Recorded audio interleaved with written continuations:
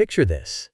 You pack your bags, board a plane, and cross continents and oceans, eager to reconnect with your ancestral homeland. Family reunions, shared meals, and laughter should await you. But instead, you find yourself drawn into the center of a storm, a crisis so severe that, time and again, the world has looked away or failed to resolve it. This is not just a hypothetical. It was the cruel reality for Saif al-Din Kamil Abdul Karim Musalat, a young Palestinian American whose death in the West Bank in July of the year 2025 became a lightning rod for global outrage and heartbreak. Saif's story, tragic as it is, opens a window onto a much larger crisis, one marked by relentless violence, forced displacement, and a world seemingly powerless to intervene. His funeral, held in the small village of Sinjil, northeast of Ramallah, drew thousands.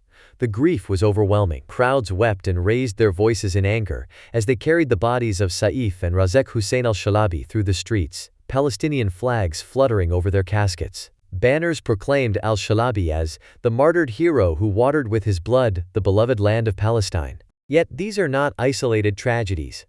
They are threads in a tapestry of suffering stretching back decades. The West Bank is now enduring its most severe turmoil since the late 1960s, an era when war and occupation first cast their long shadows over this land. According to the United Nations, since October of the year 2023, more than 2,900 Palestinians have been pushed from their homes in the West Bank. Of these, over 2,400 were displaced by settler violence, a staggering testament to the magnitude of this emergency. Behind each statistic lies a shattered world. Children torn from their beds, elders forced to abandon olive groves tended by generations, entire communities ripped apart. And the pace is only quickening. The immediate catalyst?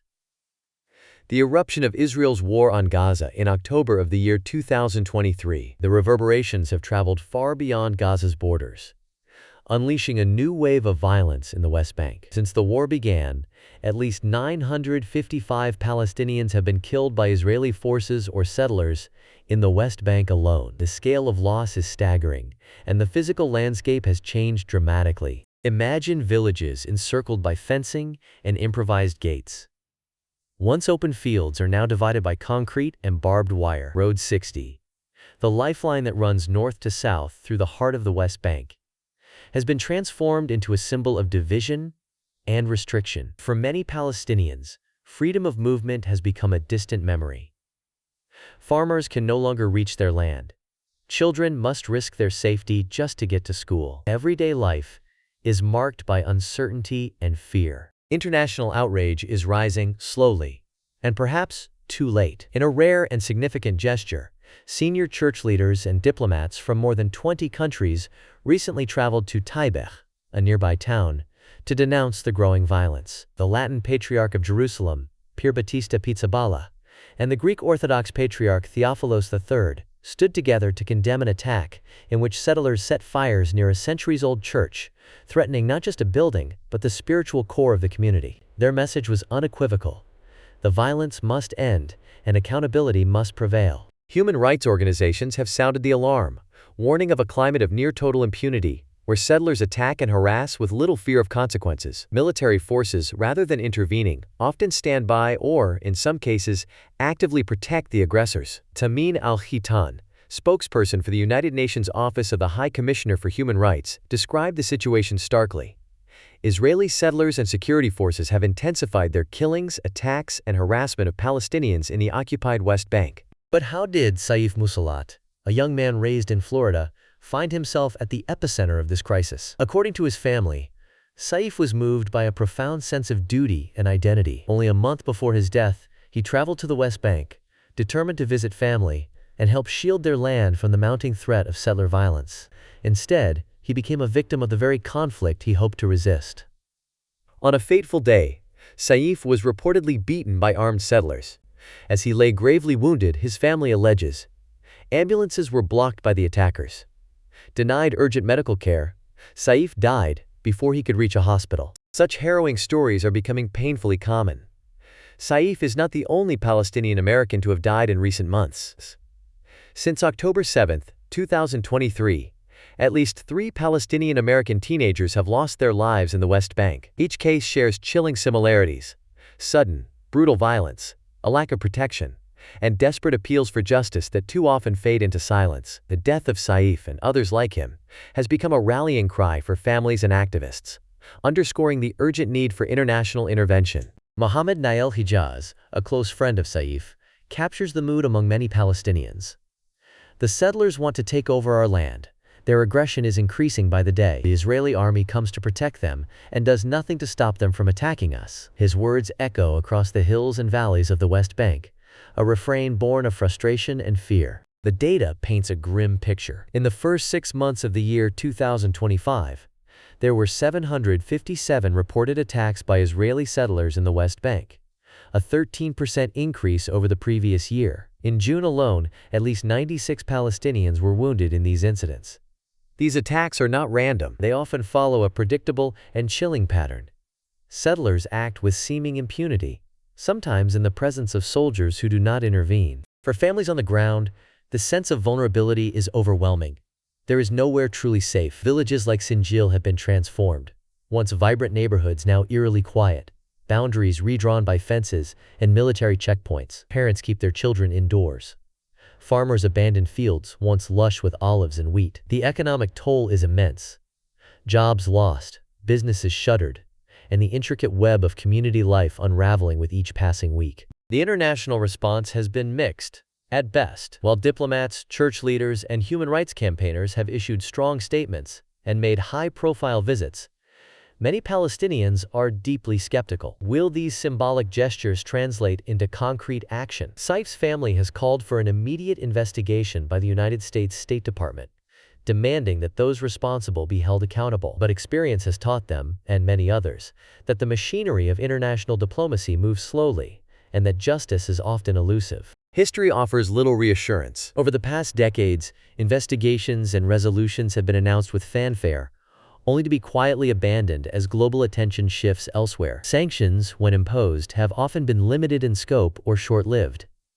Without sustained engagement, experts warn, the cycle of violence and displacement will only accelerate. Some analysts draw sobering parallels to earlier crises. After the Six-Day War in 1967, the West Bank and Gaza saw waves of uprooting and settlement that permanently altered the region's demographics and politics. Today, observers speak of the Gazification of the West Bank, a process marked by growing militarization, the proliferation of barriers, and a pervasive sense of siege. The everyday reality for many Palestinians now mirrors the isolation and deprivation long experienced in Gaza. The humanitarian consequences are dire and deepening. According to Juliette Touma, spokesperson for the United Nations Relief and Works Agency for Palestine refugees in the Near East, malnutrition rates are rising in Gaza due to the ongoing siege. Similar warning signs are now visible in isolated West Bank communities. Philippe Lazzarini, the head of UNRWA, recently warned that Israeli proposals to create designated zones for displaced Palestinians in southern Gaza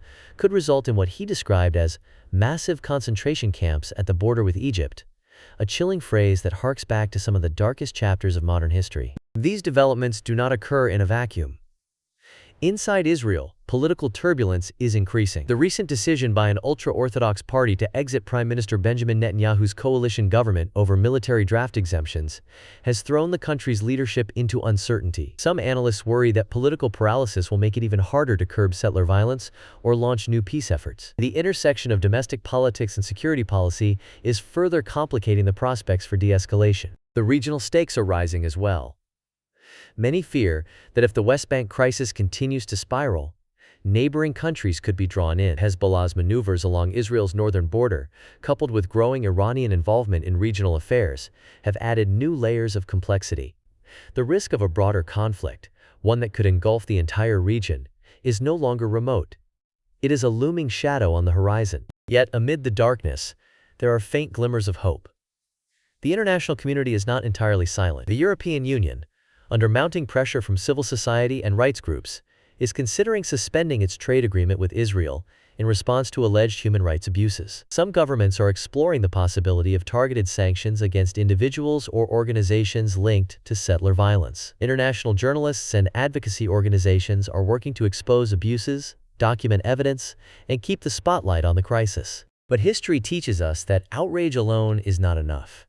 Change requires action. Real accountability depends on sustained international pressure, robust diplomatic engagement, and, crucially, the courage to pursue justice even when it is politically inconvenient. If these conditions are met, if independent investigations, prosecutions, or economic measures follow, there is hope for de-escalation and meaningful change. If, however, the world's attention drifts, as it has so many times before, the risk is that violence and impunity will become the new normal. Looking forward, experts outline several possible futures. In the worst-case scenario, violence and displacement in the West Bank could escalate further, driving more families from their homes and deepening the humanitarian crisis. A second, equally troubling possibility is a regional escalation involving neighboring states or non-state actors, such as Iran and Hezbollah. The most hopeful scenario would see the international community rallying behind accountability, supporting real diplomatic efforts,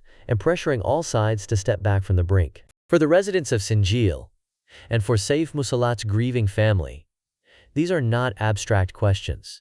They are daily realities. What will the future hold for their village, their children, and their right to live in dignity and peace? Will the latest wave of global outrage finally drive lasting change? Or are we witnessing the slow erosion of a society under siege? The lessons of this tragedy extend far beyond the borders of the West Bank. Crises of justice and human rights are never truly local. The killing of Saif Musalat is not just a distant news item.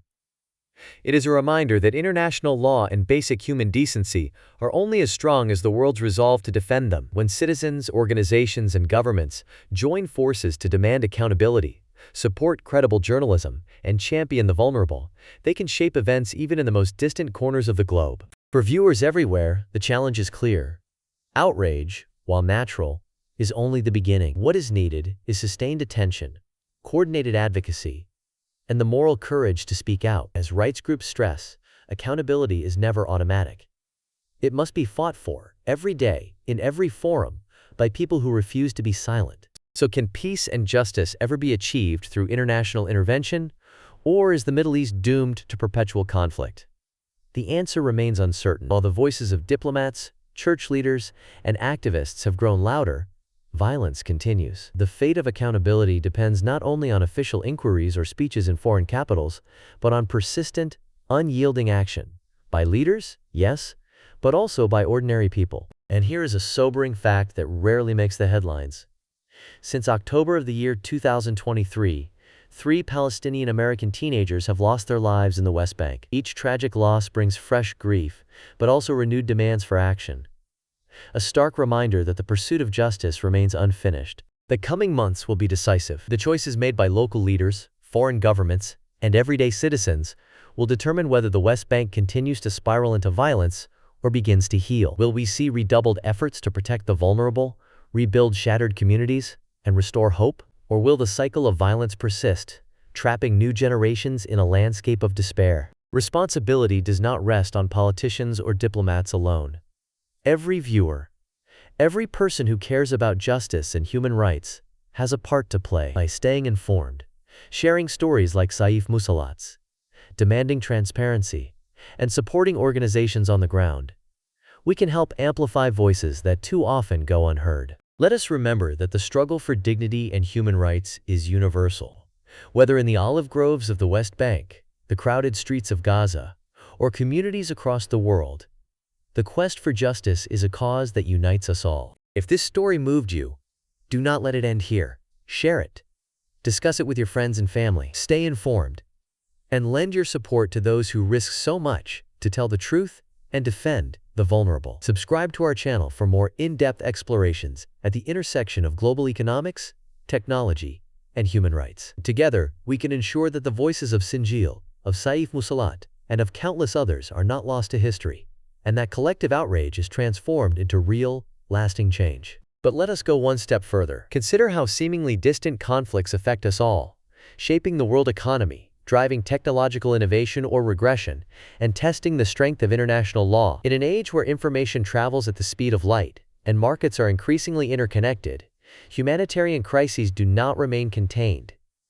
They send shockwaves through energy prices, trade flows, and even the global supply chain for technology goods. The instability in the Middle East has, for decades, impacted the price of oil, the movement of refugees, and the allocation of international aid, all factors that ultimately shape the economic and technological landscape far beyond the region. So as you reflect on Saif Musalat's story and the continuing crisis in the West Bank, ask yourself, what kind of world do we want to build? Will we allow violence and impunity to harden into permanent features of the landscape? Or will we demand that global institutions live up to their promises? The answer, as always, lies in the hands of those willing to stay engaged, to question, and to act. Thank you for watching. Please stay tuned for more stories that connect global events.